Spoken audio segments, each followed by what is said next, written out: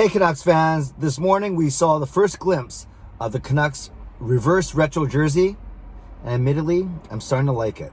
I'm Clay Emo, I'm at Canuck Clay on Twitter, I'm at Clay Emo on Instagram, I'm the founder of the GLCPC, the Good Looking Canucks Positivity Club, and it's my Canucks take, all in one take. It's Clay's Canucks commentary for Monday, November the 16th. This is where you get Canucks insight that's positive and timely. Okay, all 31 designs are out now. We saw them leaked a little bit last week, or teased. They weren't officially leaked because they were officially teased or previewed by Adidas and the NHL. And we saw the look. We saw the first, our first glimpse by way of pictures, by way of a promo video. And the Vancouver Canucks Reverse Retro jersey is indeed a gradient jersey. The orca, blue and green, kind of via the 2001 to 2006 jersey that the Canucks had, the gradient jersey, which was, as you guys remember, red and blue predominantly. And that jersey was made really famous, made known by the team.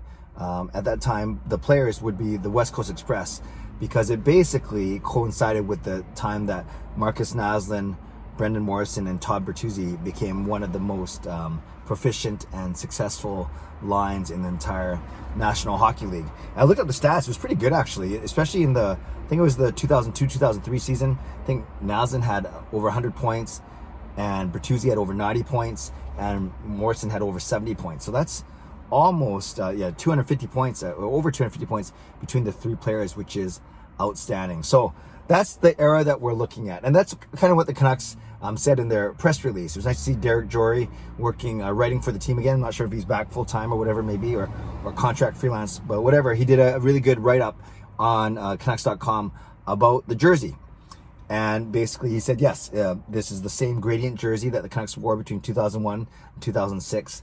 He talked about the West Coast Express. The Sedins were just starting. Remember, they got drafted in 99. So the Sedins were just starting out. So they're young, and then they're powered by the West Coast Express.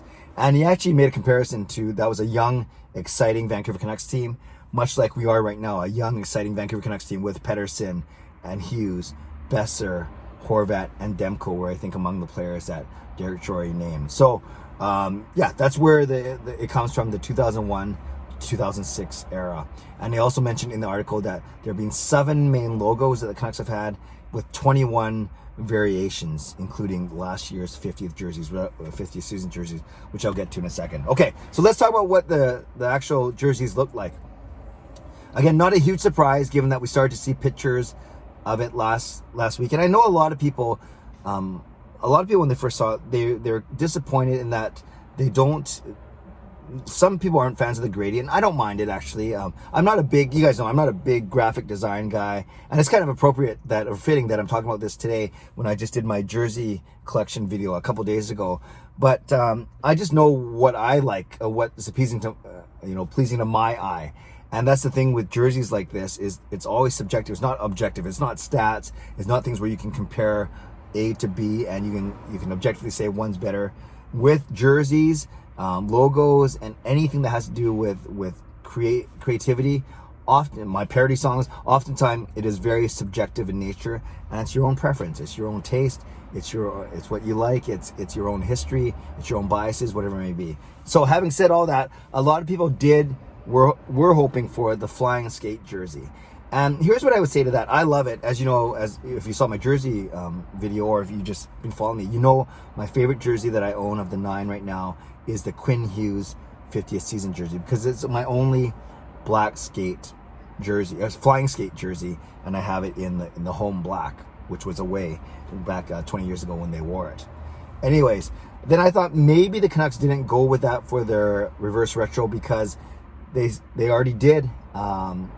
They kind of did a variation. They kind of did a re-release of it last season already. That's why I have my Hughes 50th season. And they did it as one of 4 jerseys that came out as part of their 50th.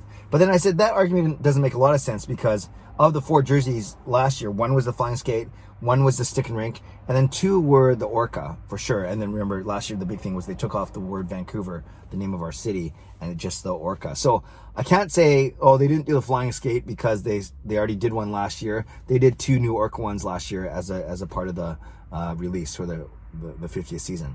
So that's not the reason. So then maybe I thought, maybe the Flying Skate got a lot of play. Of those 4 jerseys, the Flying Skate was the most popular last season, or at least it's the one that they wore a couple times, as alternate jerseys. So maybe they simply wanted to try something different. Maybe they wanted to do a nod to the past, hence the term retro, yet they wanted to also not go too far in the past. And so instead of going all the way back to 94, they went back to 2001, 2006. I don't know.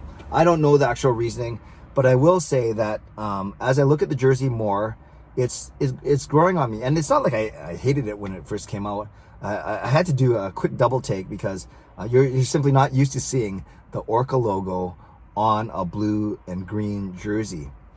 But the more I look at it, I think it looks fine. And as I was talking to my son Sean this morning, which I'll get to in a second, a bit more of our conversation, I think it's going to look sharp on the ice, actually, be it with those blue and green colors contrasted with the to the ice. I think it might look quite sharp, actually. And I don't mind the gradient. I didn't mind the gradient 20 years ago or 15 years ago when it was here, and I certainly don't mind it now. Number 20 obviously is not an ode to Brandon Sutter. It's the year 2020. I think everyone knew that already. But yes, so I look at it. I don't mind the color scheme. The blue and green, that's what the Canucks are. They're blue and green.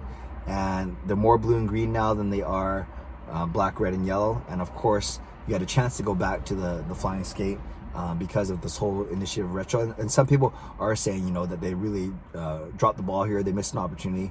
But I look at the jersey and I think it's fine. And it's one of those things, much like any type of logo, any type of jersey design, much like any time Jim Benning makes a move, sometimes a lot of people don't like it right at the start, and then as you look at it more, or you get used to it, you're fine with it, and you're okay with it. And there's not anything in the jersey design that's a lot different. Obviously, when you look at other teams, there's different elements, different striping, there's different colors, there's different logos, which I'll get to in a second as well.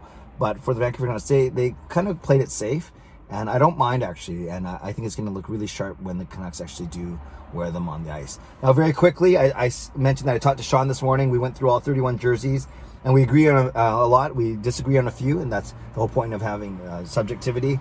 But I know I love the LA Kings jersey because I remember watching them growing up when they had the crown, and that purple and yellow just looks really sharp. I really like the LA Kings jersey. I think the Montreal Canadiens jersey looks nice, simple. I really like the Quebec Nordiques jersey, of course, the Colorado Avalanche now.